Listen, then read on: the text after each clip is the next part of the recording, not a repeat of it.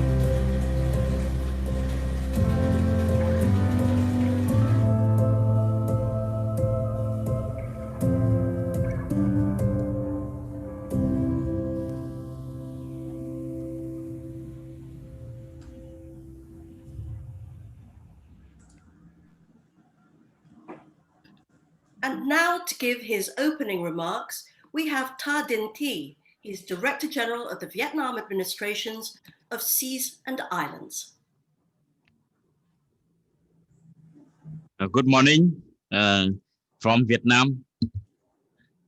Excellency, distinguished guests, ladies and gentlemen. The COVID-19 pandemic has caused a new and extraordinary challenge beyond the almost prediction and prevention of many countries around the world. Threaten public health, the economy, and the environment to each country. This has made it much more difficult to mobilize human and financial resources for solving pollution problem of marine plastic litters. By session yesterday, we learned a note from speaker sharing the challenge and efforts to combat marine plastic litter and unpredictable COVID-19 pandemic. These are also useful experience and lesson for us to continue finding out sustainable ways to overcome those great challenges. However, we must also admit that even in the absence of the COVID-19 pandemic, the issue for solving plastic waste in each country and the region in general have also faced many difficulties. The question is, how do we find out the way to overcome this difficulty without deviating from the chosen routes for protecting the environment in general and combating marine plastic litter in particular? Ladies and gentlemen, plastic waste, especially marine plastic pollution, have been recognized as an urgent issue at national, regional, and global levels, thus require all of us to look for the way for combating. In this regard, I call upon and recommended all delegates to consider the following the raised solution. First, how to mobilize and diversify sufficient financial resources, includes private, community, and government, to tackle the plastic issue when the current national resource and international assistance are not enough. Second, the financial resource needed to transition from linear economy using single-use plastic to plastic circulating economy in the situation of COVID-19 pandemic in developing countries and low-developed countries. Third, how the responsibility from manufacturer and trader to be connected to plastic pollution issue and to promote the circular economy. Fourth, in the plastic value chain, the poor people connecting scrap plastic for living are facing many medical ways to prevent COVID-19 outbreaks, such as masks, rubber gloves, and other pandemic prevention equipment. So, how to maintain the slogan, leaving no one behind, in the national development process and encourage people to touch marine plastic litters? I wish all delegates good health and successful conference today. Thank you very much.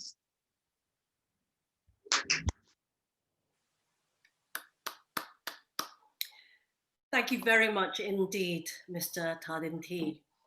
Now, for our keynote speech, joining us from the Organization for Economic Cooperation and Development is the Deputy Director of its Environment Directorate, Anthony Cox. Over to you, Anthony.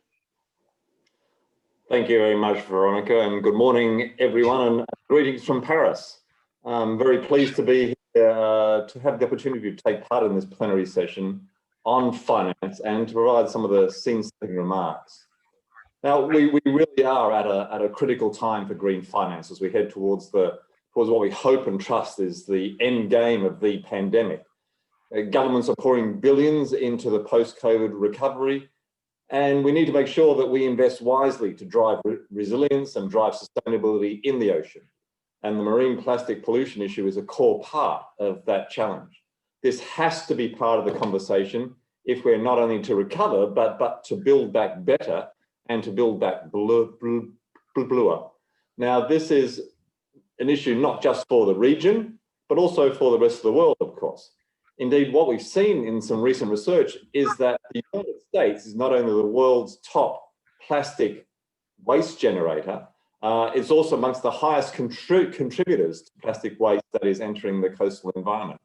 So this is an issue that transcends boundaries, transcends the developed country boundaries. And this is why the OECD is investing considerable effort in addressing this nexus of issues around plastic pollution, finance, and marine and policy coherence.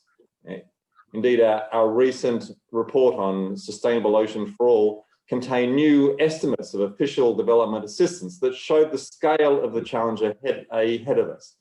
Between 2013 and 2018, just 1.6% of official development assistance went to the ocean sector as a whole, but just half of that was targeted towards sustainable ocean activities. We're also in the process of preparing a global plastics outlook that'll be released late next year. That'll contain estimates of and projections for plastics outlook out to 2050 and 2060. So bringing these aspects of finance and marine plastic pollution together is at the core of the OECD's mission around policy coherence. If we're going to translate the political initiatives such as the Bangkok Declaration into action, will require both finance and coherence. So to help set the scene for today's discussion, let me highlight three areas where I think that the policy really need to put their efforts in order to make progress on this challenge of driving greater finance to address the ocean plastics problem. First, governance. Governments really do need to develop holistic, cross-sectoral, national sustainable ocean economy strategies and financing strategies. These are essential to establish expectations for investors and provide clear rules, predictability, transparency, and accountability, to provide room for the multi-level governance that we see in this issue, so that we can address actions at the local, city, and regional level, to adequately address the land-ocean interface, which, as we know, is where the marine plastic pollution challenge has its origin, and to strike a balance between to ensure that the investments are not overburdened with bureaucratic red tape. Now, the fact that the ocean is a multi-sectoral, multi-jurisdictional environment with a tricky mix of public and private goods does throw up real governance challenges for policymakers. How we achieve a balance and manage trade-offs between ocean management and land management goals. How do we finance those public goods which are essential, such as mangrove protection, coastal zone management, and waste management, while ensuring a steady stream of revenue that can attract private investment. Well, we're seeing new governance and financing models coming into play, but we do need to see how and if these can be adapted and scaled. And I'm sure that the panelists today will be bringing lots of information to this particular aspect. Second is inclusion. We need to make sure that local communities are brought into the planning process in a meaningful and explicit, inclusive way. The solutions to the plastics problem will only be durable if we actively engage the local communities, because the solutions have to drive development and jobs and income and sustainability. And this is even more important in the COVID recovery, as the political focus is very much on income and jobs. So local communities can have a major role to play in project preparation and in the elaboration and development of project pipelines that can then drive finance. But to get to scale across local, city and regional initiatives, we need to further develop capacity and develop project aggregation techniques to bring lots of small projects together. Third is around innovation. And we've seen a lot of interest in innovative and new financing models in the region, and we're starting to see how private finance can be redirected towards sustainable businesses and activities, including through instruments such as blended finance and risk-sharing arrangements.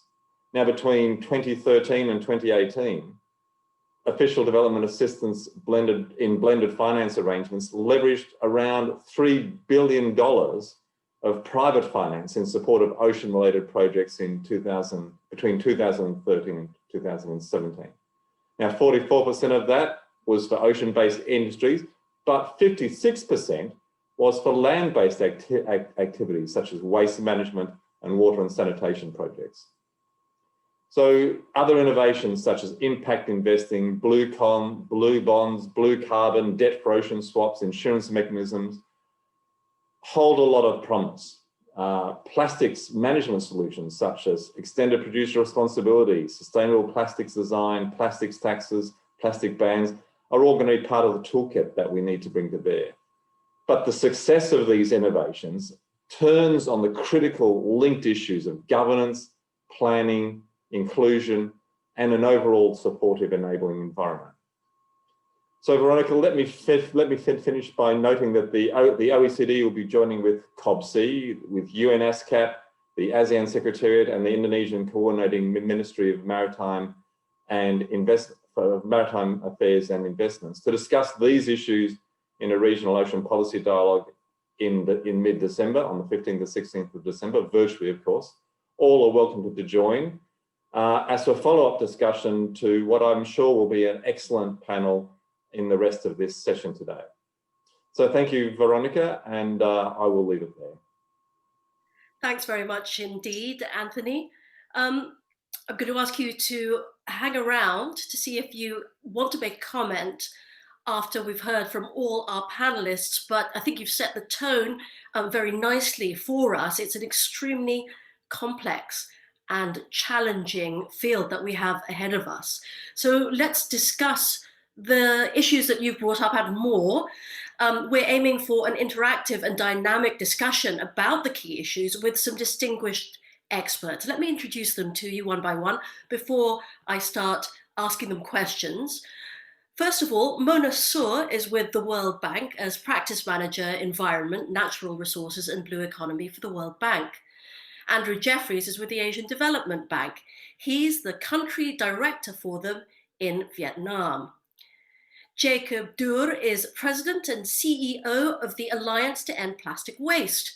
And Hermelino Bacani is Program Leader of the UN Environment Programme's Principles for Sustainable Insurance Initiative, or UNEP-FI. Okay, first to you, Mona Sur, given the setback to plastics initiatives from COVID-19, how can direct financing and investment be effectively leveraged to build back better? How are you at the World Bank working strategically with different stakeholders and at different levels? Thanks very much, Veronica, and thanks for the opportunity to be here today to discuss this very important question of how do we build back better, how do we build back bluer and greener, and to address the issue of plastics pollution. I'm going to quickly project a couple of slides. Hopefully I can do this without too much of a challenge.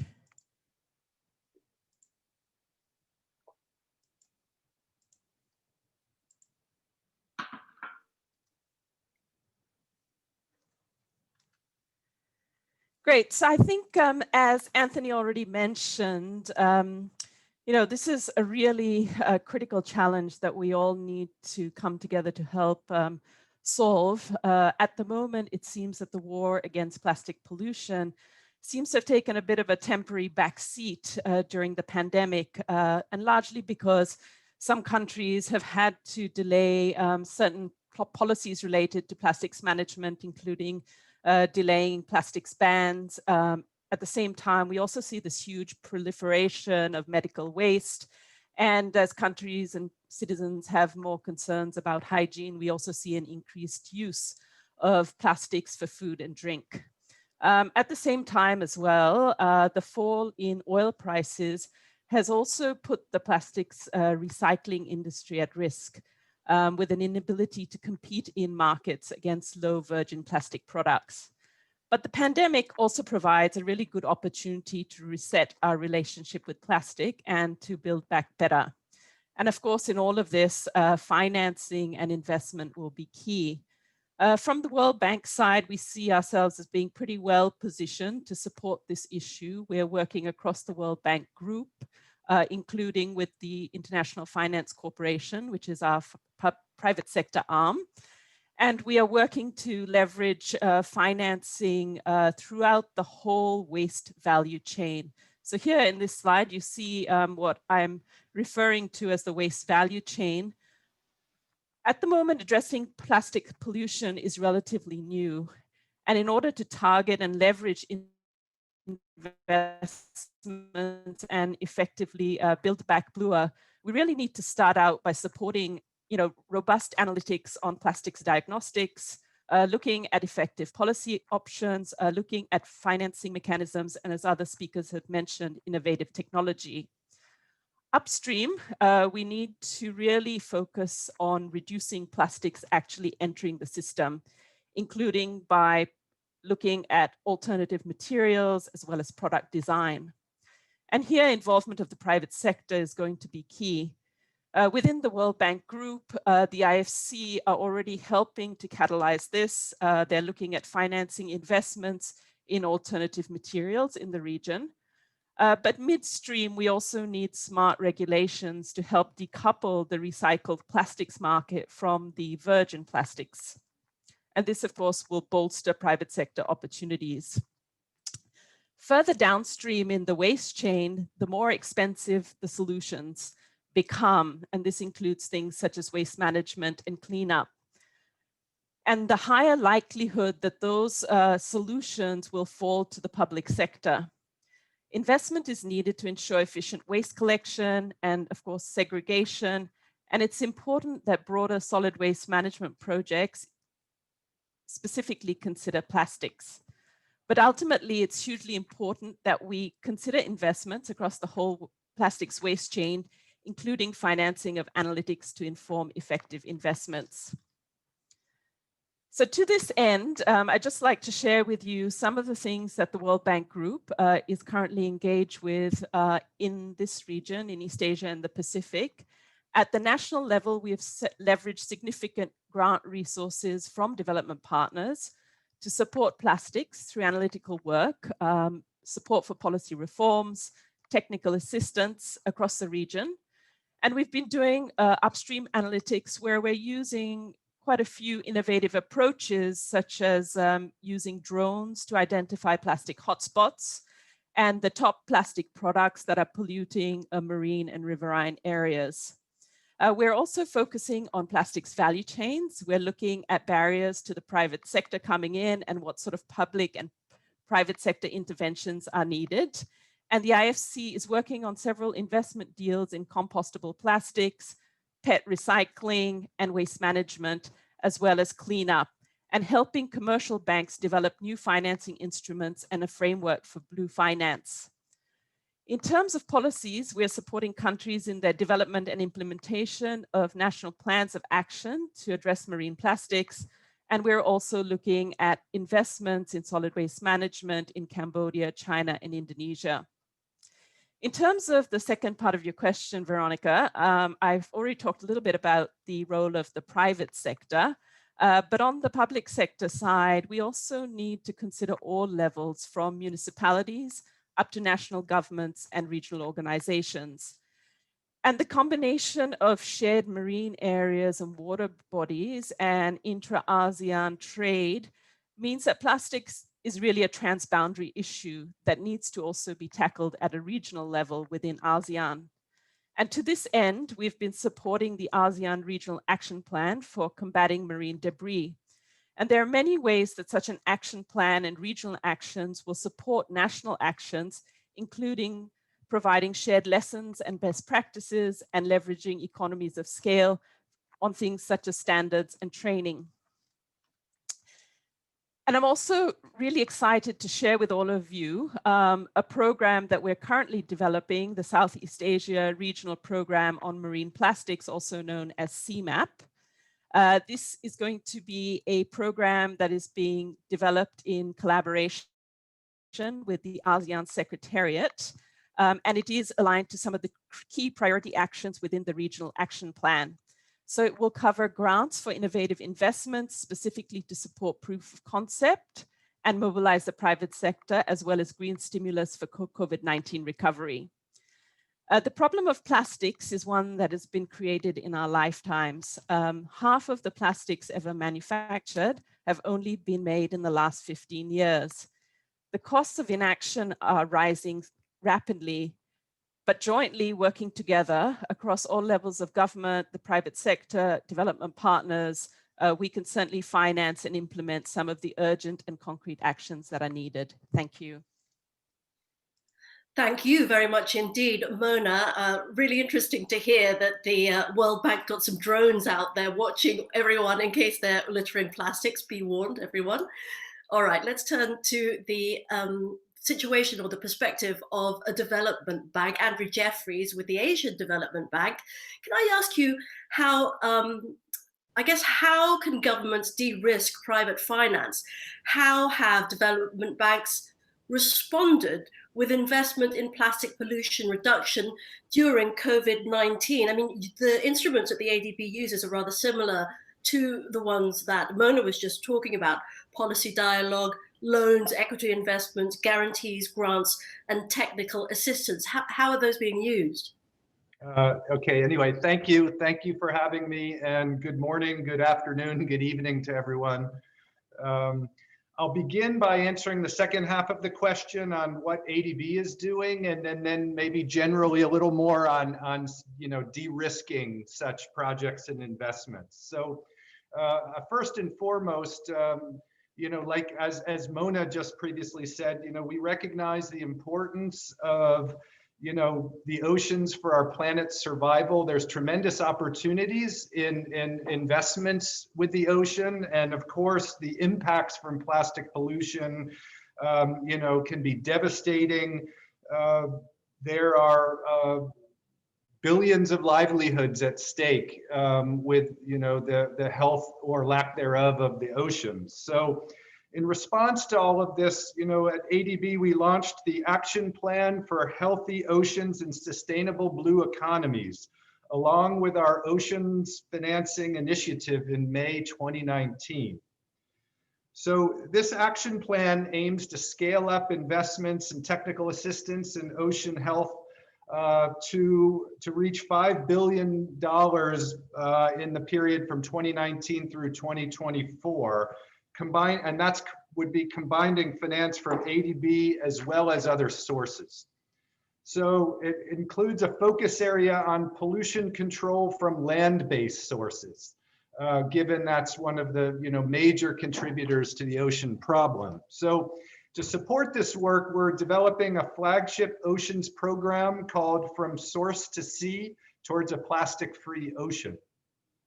And the objective of this program is to help governments tackle marine plastic pollution by boosting much needed investment in integrated solid waste management systems, and also accelerate the transition to a circular plastics economy.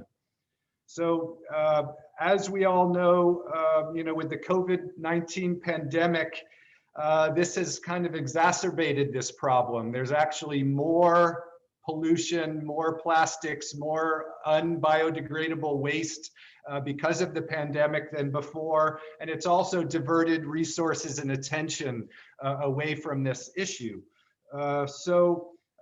Our program is being developed through a regional technical assistance project, initially involving 5 countries in the region, in Southeast Asia. So that includes Indonesia, Myanmar, Philippines, Thailand, and Vietnam. And we hope to expand this in the future. So this collaborative source to sea approach supports a range of activities. These include government-led action plans that would identify investments and interventions, along with plans to finance such intended investments. Policy reforms to stimulate the circular economy, including a focus on market-based instruments, such as the use of domestic taxes and subsidies to incentivize green business development and supply chains. Also, support for plastic pollution reduction investments and demonstrations. We have a circular business hub and test facility in Indonesia. So this is intended to accelerate investment, stimulate innovation, and provide proof of concept and general awareness to the opportunities that all these types of activities bring. Also, along with all of that, there's a range of knowledge products, those that help build the business case, convey that case, and convey the economic value of such investments. I mean, that's critical for getting the depth of participation required to address this global problem. Also, collaborative financing task forces and regional cooperation, knowledge sharing, not just organizations, multilateral development banks, but government to government is also quite important. So, how to address the financing gap for these types of needs? More broadly, ADB has created this Ocean Finance Initiative, which aims to increase the amount and efficiency of financial capital going into these ocean health and sustainable endeavors. So there's 6 outcomes to this initiative: defining robust and transparent standards and metrics for blue investments, developing an investment pipeline and innovative financing instruments to facilitate the actual investments, and also, again, as mentioned a little earlier, aligning government incentives, whether that's with taxes or subsidies, to just help nudge all these activities along. So we're working with partners to develop mechanisms to reduce the risks, to make projects bankable, such as blue bonds, ocean risk and coral reef insurance, guarantees and credit enhancements, blue credits, and sustainability linked loans. So that's kind of the general programmatic approach, but how can governments or multilateral development banks help governments de-risk such projects? First and foremost is kind of the enabling environment. Just clear plans, clear communication, clear commitment, clear budget allocation goes a long way to giving some certainty and confidence that not just private investors, but even development banks need in order to fund such initiatives. Now, as a development bank that dedicated to eradicating poverty and promoting economic development, we have a larger risk appetite for developing countries compared to private financiers, but still, step one is working with these governments on commitments and plans, and clear direction on what to do. Project-specific risk reduction involves, I'll give you an example here. We have this Oceans Financing Initiative is working with what we call the Asean Catalytic Green Finance Facility, which is a vehicle established under the ASEAN Infrastructure Fund to accelerate green investments. So this supports governments to prepare and source public and private financing for projects that contribute to environmental sustainability and climate change goals. And of course, you know, the oceans is a very integral part of that. It's managed by ADB. There's 13 partners. The project financing commitments as of now are about 1.4 billion. And so by using this fund's own equity and concessional funds, we can lower the cost of capital of projects and de-risk projects by offering some credit enhancements, guarantees, taking first loss positions and those kind of activities to try to bring in and crowd in, as they say, more investment in the region. So I'll stop there, except one other just quick point about a development bank as a with a AAA credit rating.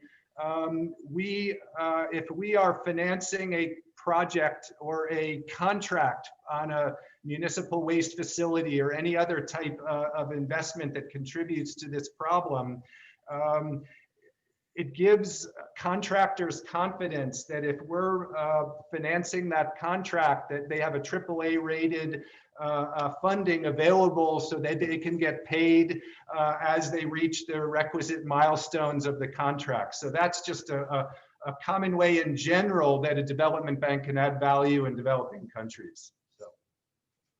Thanks very much indeed, Andrew Jeffries. I think that was really important and specific, especially in a time like the one we're facing at the moment with an economic downturn. And we'll get back to you later for more. But for now, I'd like to turn to Jacob Duhr. He's with the Alliance to End Plastic Waste, and it's an alliance of global companies. So I'd like to ask you, Jacob, what the biggest challenges that you have found your membership would like to solve, and what role does the Alliance play in solving those challenges? Well, thank you very much, Veronica. And maybe before responding to your question, maybe just 30 seconds or 1 minute on who are we, the Alliance to End Plastic Waste. Yes, that would be great. We are a new organization. We are only 1.5 years old. We are building up our headquarters here in Singapore, where I'm sitting. And it is an organization that has been established by the private sector. And currently we have 50 members, some of the biggest companies in the world across the value chain, the plastic value chain, that has all come together around wanting to be part of the solution in helping ending plastic waste in the environment. These companies have committed $1.5 billion over the next 5 years for investments in projects and activities that contribute to preventing the leakage of plastic waste into the environment, but also contributing to a circular economy. We're all about action. You mentioned earlier in your introduction that it's important with commitments, and we fully agree to that as well. But we also believe that it's absolutely critical that we move from commitments, political commitments, policy commitments, and commitments from companies of what they want to do to actually making the real difference on the ground. So in terms of challenges, obviously, we have identified quite a number of challenges going forward, but let me just highlight 3 that we think are absolutely critical and critical for the conversation also today. One is obviously the substantive challenge around ending plastic waste in the environment, recognizing that 11 million metric tons of plastic waste is entering our ocean on an annual basis, and that already a very large amount of waste, including plastic waste, sits in the environment. And in doing so, part of our solutions is to focus on 4 areas, 4 strategic pillars. One is on integrated waste management systems, recognizing that 3 billion people on this planet do not have access to proper solid waste collection systems. And this is what we believe one of the main reasons why any waste, including plastic waste, ends up in the environment. In addressing this challenge, we also want to invest in innovation. And by innovation in particular, we mean supporting startups around the world. We need to get new ideas and new initiatives to the forefront, get them investment ready, and get them to scale.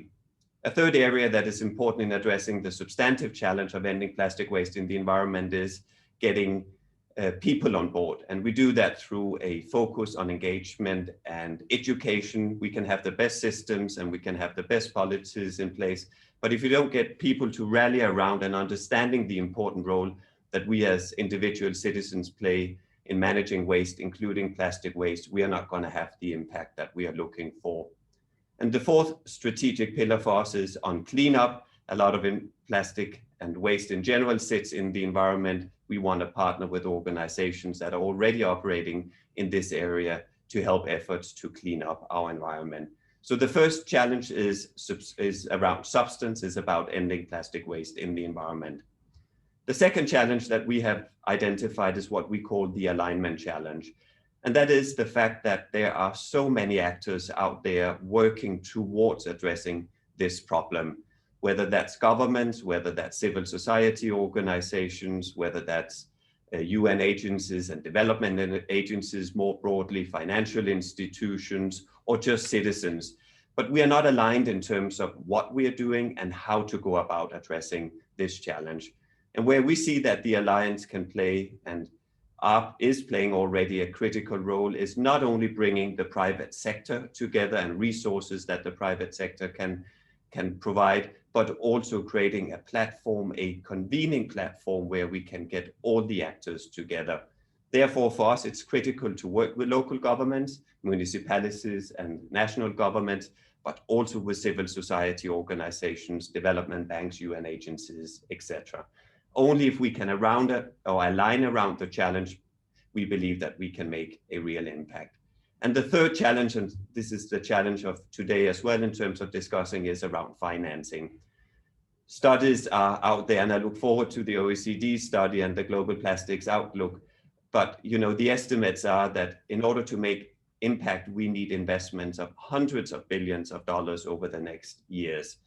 And in order to get these resources, we need to catalyze capital, and above all, we need to develop solutions.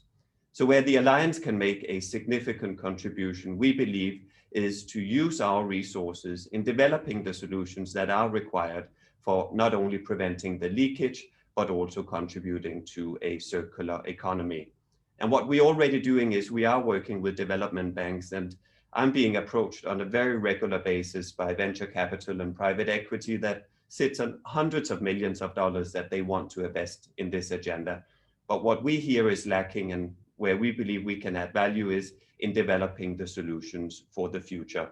Only with the right solutions and our ability to use our resources to not only develop and deploy them, but also to de-risk them, will we be able to get the resources that are really required, and that's the tens, if not hundreds of billions of dollars.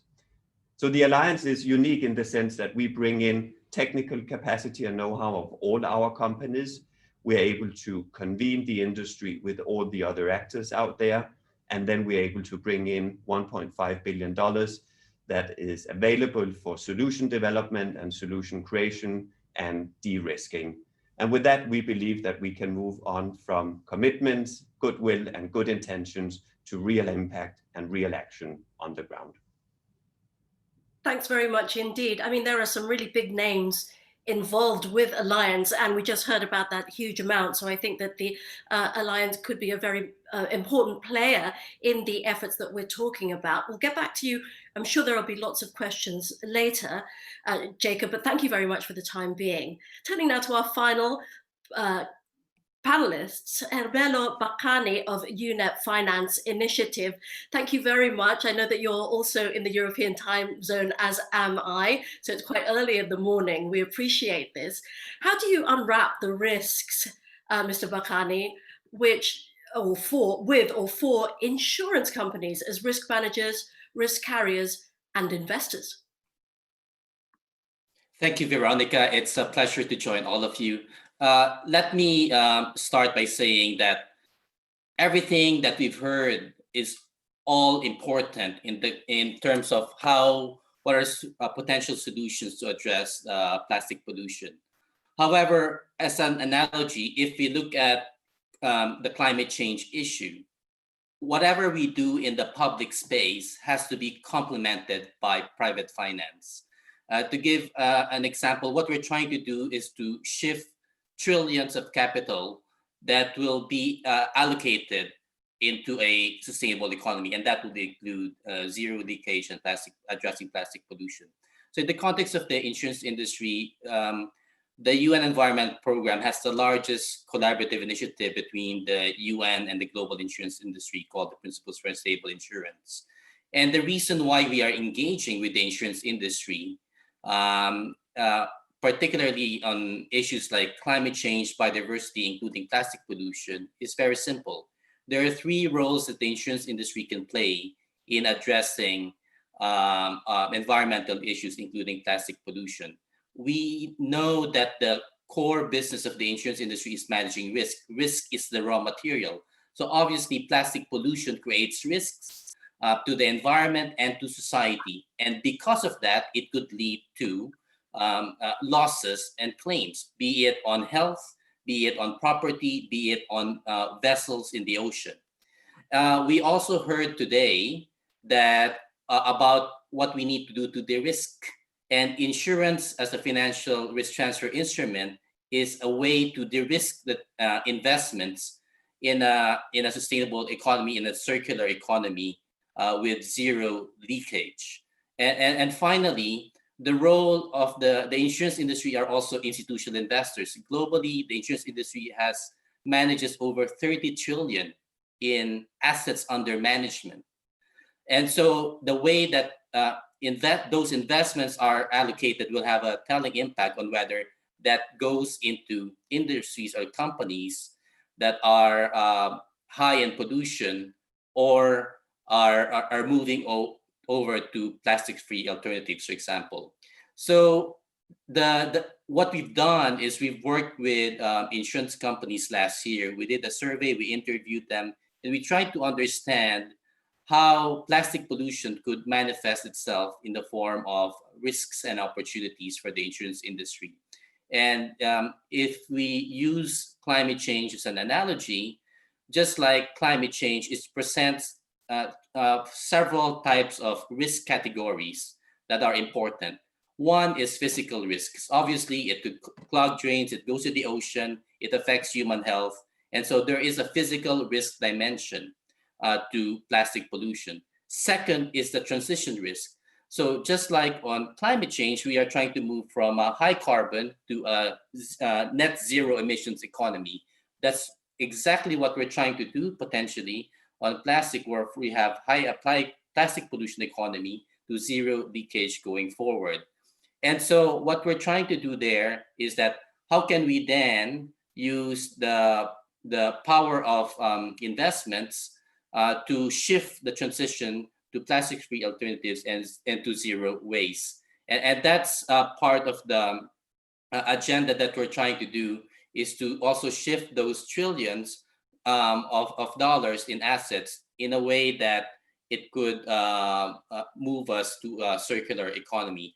Because as institutional investors, there is also a chance that if policies and regulations change, there's a chance that if you are heavily invested in companies or sectors with high plastic pollution, that those assets could lose value and become stranded. So the idea is, how do we then shift investments in towards a green and circular economy? And obviously, there is also the issue of liability when it comes to any form of pollution, including plastic pollution. So we know that plastic can have an impact on human health. It could also affect employees and obviously the wider environment. So there are forms of liability risks there that are relevant to insurers. For example, employers' liability insurance, pollution liability insurance, directors and officers of companies who may be responsible for plastic pollution. These are real risks that are emerging right now. And if you talk about liability, one of the biggest legacies that has affected the insurance industry is asbestos liability all the way back to the 70s, for which insurers have paid over hundreds and billions of dollars to this day. And so these are the risks and opportunities that we're trying to unpack in the context of what the insurance industry can do to better understand, prevent, and reduce plastic pollution, to de-risk the transition through insurance solutions to a circular and green economy, and to channel investments into plastic-free alternatives as well. So I hope these insights are helpful in terms of what is needed to get insurers and institutional investors more into the space of addressing plastic pollution. Thanks very much indeed, Mr. Bakhani. I really appreciate that. We're actually rather over time. Our session is only supposed to last another 5 minutes, but I do want to get everybody else to kind of go in a bit deeper and to get a response from Anthony Cox with the OECD before I turn to everybody for your final remarks. I hope it's okay if we go about 5 minutes longer, perhaps about 5 or 10 past 0500 hours GMT. So that's another 15 minutes. I think will be more than enough, 10 to 15 minutes. So please do, I hope that you'll bear with me for that, but I'll try and wrap it up as quicker than that. It really depends on how our participants answer, and there is so much to say, of course. First of all, as I mentioned to you, Anthony Cox, it sounds like there's a lot of money out there. There was, there were people talking about $1.5 billion with the Alliance for Plastic Waste. We heard about the World Bank Initiative. We heard about the ADB initiatives. I wonder what your response is to hearing all of this, Anthony Cox. Thanks, Veronica. Yeah, there's no shortage of capital out there. The world's awash with money, looking for a home from public sources, from the IFIs, from the institutional investors. But what we're hearing consistently from investors and from project managers and from governments is this enabling environment. And the panelists today raised a number of issues around that, how they can go improving that enabling environment. But I think there's a few things that were missed out there. One was the issue of disclosure, getting private companies to understand what their risks are around biodiversity loss, around plastic pollution loss, around the loss of amenity of the ocean resources. Getting a better taxonomy of what are green or blue investments. Investment managers need this. There's a lack of clarity about what is blue in this, and there's a huge potential for blue washing, green washing. And I think the last point I make, because I know we're short of time, is I was struck by the link between the short-term priorities that the panelists were focused on and the long-term needs to try and shift the system. So we have to make sure there's a good connection between these short-term goals of getting the finance flowing, getting income going, getting jobs back in place, and the long-term goals of increased circularity, getting better metrics and better sustainable design of plastics and so on. So this short-term, long-term interface is key. I'll leave it there, Veronica. Thanks very much indeed, Anthony. We have had a couple of questions from the audience. I'm going to read them out so that all the panelists know, and if one of you could put your hand up if you want to answer any of the questions. And one, I suppose is for everyone, mentions the fact that much finance for sustainability, or I don't know if you agree with it, with this opinion, because much finance for sustainability, says David Benjamin, is going to investment into startup software firms, rather than, I think he means plastic pollution projects as such. And then there's another question specifically to Jacob Doerr about the Alliance to End Plastic Waste. As I mentioned, it includes some very big global corporations, and he's kind of challenging the Alliance's membership of companies like P&G, Henkel, Shell, and Exxon that have contributed to the plastic crisis. And I know that your background, Jacob, is not necessarily a corporate one, but so I think that you're in a good position to give an assurance, or what assurance can be given, that the Alliance isn't a diversion to enable its members to produce and use more plastic, and what we need to be doing the most, which is reducing plastic consumption. I mean, I don't know, Jacob, do you want to go first and answer that specifically, or do one of the others want to step in with the challenge to financing in general going to startups? I'm happy, Veronica, just to give a quick, I'm recognizing also that we are running out of time, but let me respond quickly to the question. Thanks, Jacob. First of all, Yeah, first of all, I think it's important to recognize that the projects that we are implementing are indeed projects where we are looking at having maximum impact on the diversion of plastic waste into the environment, but not only preventing the diversion, but also looking at how can we bring the value of that plastic back into the economy, recognizing that today $80 to $120 billion worth of value is lost because of the plastic either ending up in the environment, in open dump fields, in landfills, or in incineration. In doing our work, we are working with partners. We as an alliance are relatively small in terms of our own staff, and that's why it's very important for us to work with partners out there, working with NGOs that have a very credible track record in implementing projects. We're working with UN agencies, broader development agencies, including the German Development Agency, those who have the capacity, know-how, and skills to do implementation on the ground. Indeed, our members represent the full plastic value chain, and that includes the plastic producers, the plastic users, converters, and waste management companies. And what I think is important for us is to underline that they all want to be part of a solution going forward. And I think if we recognize, and I think all our members recognize, that addressing plastic waste in the environment is just one part of that solution. That's the focus of the Alliance. That's where we see the biggest or the weakest link in the value chain right now, recognizing that independent of the amount of plastic waste that's being put on the market, if we do not prevent and have the right systems and integrated waste management systems in place, then that plastic waste, or any waste for that matter, will end up in the environment. So we actually go beyond, and I haven't really spoken about that today, but invite everyone to visit our webpage as well. While we are entitled Ending Plastic Waste in the Environment, we are also focusing on, let's say, the beginning of the plastic value chain, and that's what we call Design for Circularity. We want to make sure that plastic that there will continue to be a demand for in the future, that plastic has the highest possible value, so that we can contribute to it being reusable at the end of its use. So it's a broad spectrum. There's no one solution, unfortunately, for solving this problem. One of the problems is the waste challenge, but of course we need to ensure that all the actors out there addresses all the challenges in the plastic value chain. Thanks very much indeed, Jacob. I wonder whether one of our financial institutions, the World Bank, or the ADB would like to answer the question about, or at least this perception that most of the financing that is tagged as sustainable, as for sustainability, I should say, is going to software startup companies.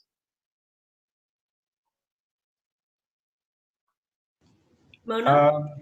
Yeah, I mean, I don't really have the a handle on the data showing where such investments are going. I guess all I can say is, obviously, you know, investing in software startups is a very different risk and return profile. You know, some of these investments, let's face it, they're challenging, and they're in developing countries. They require a lot of capital and many, many years for repayment. And so hence the need for, you know, de-risking, hence the need for instruments like green or blue bonds, or to attract, you know, even a portion of financial institutions or insurance companies or the like of their investment capital into these types of investments. But I mean, if you're just comparing a software startup with a, you know, waste treatment facility, you know, they're very different. So, and usually, you know, it's very different investors involved. But yes, I think the key message is the challenge of attracting investments into this area that's so critical for the oceans and the ecosystem, but it's less of a, you know, an immediate financial return from an investment point of view. Thanks very much indeed, Andrew. As I'm saying, we've run out of time, so I'm going to do a round robin, as it were, and ask all of you to give us your takeaway messages for this session. I'd like to go in the order in which you answered the first main part of the discussion. So to you first, Mona. Thanks very much, Veronica. So As I mentioned, I think we have had a temporary slowdown, and some of the momentum in tackling plastics has temporarily stalled. But going forward and looking at the opportunities that lie ahead, I think we really need to look at how we can bring in financing in terms of supporting work in the private sector on new materials, new products, new designs, and really looking at sort of new financing models for a more plastic smart world. And equally on the public sector side, we need to continue really to push for phased policies that will address both the overuse of plastics, especially single-use plastics, but also provide that enabling environment to bring in the private sector. Thank you. Thank you very much indeed, Mona Saw with the World Bank. Andrew Jeffries now. Yes, I guess not a lot to add to what Mona just said, except that, this requires, attacking the problem from all angles. So, that's on the policy side with government. And as I mentioned earlier, on the clear plans, budget allocations, intentions, incentives. And it's not just public, municipal, provincial, or national government level investments, but it all can happen without the right incentives for private investment. So, I mean, it's a circular economy is the end goal. It's kind of a circular approach to the whole problem to try to get there. Thank you. Thanks very much, Andrew Jeffries with the Asian Development Bank. To you now, Jacob Doer with the Alliance to End Plastic Waste. My message is we are all part of the solution. No single sector, no single country, no single community, or no single citizen can solve this problem. Only if we align around solutions and action will we be able to develop the solutions that are required and get the resources that are necessary to end plastic waste in the environment. Thank you, Jacob Doer. And finally, Hermelo Bacani of UNEP Finance Initiative. Yes, my final statement would be linked to Anthony Cox's message earlier about disclosure and transparency.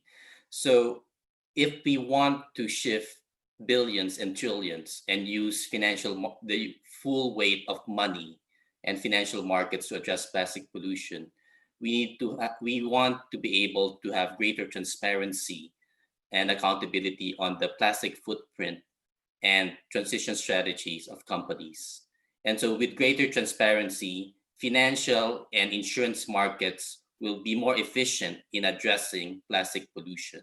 And this is why it's important to be able to have this enabling environment to unlock the billions and trillions in private finance, whether it is the form of insurance lending or investment that can move us from a high plastic economy to one with zero waste and circular.